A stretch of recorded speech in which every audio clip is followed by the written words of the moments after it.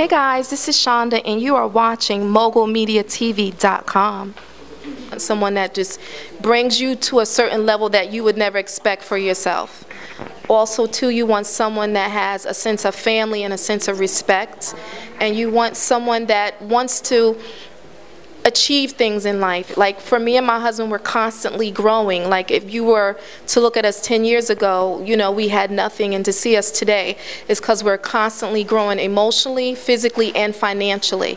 And I mention physically because I don't want to have the same sex I had 10 years ago. I want to grow in that department too, and I want to grow financially. I don't want to stay broke. I want us to keep going and going and going. So those three things. In emotional growth, you want to have emotional growth with whoever you love and you want to share your life with. I think people cheat for different reasons. I think men get a bad rep for cheating. It's just a lot of times people think, oh, men are going to cheat, and that is what it is.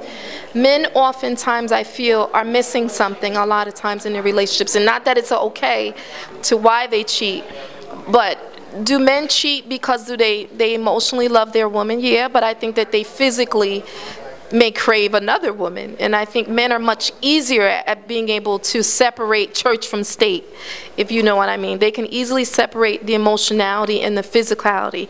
So going outside of the relationship, even though they're in love, is much easier. For women, we're more emotional based.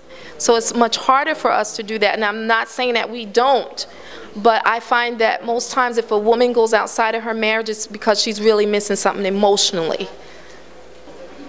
Promiscuity. I always think there's a lot of insecurity behind male or woman, you know, male or female. Like for me, a woman that's very promiscuous, you know, it could be looked at two ways. She's just a very confident woman. She wants what she wants, and she goes after it.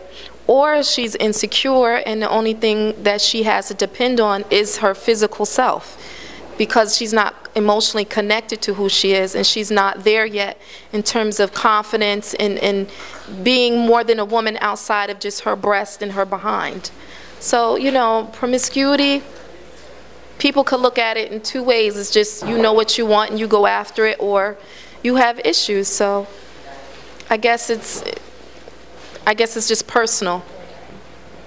I definitely think nowadays, especially in today's social media and how the world is, you really, really need to know what you want in a relationship. You have to be able to have enough confidence and patience to wait for what you want. A lot of times we just rush, and oh, this guy hit me on Twitter, he really likes me.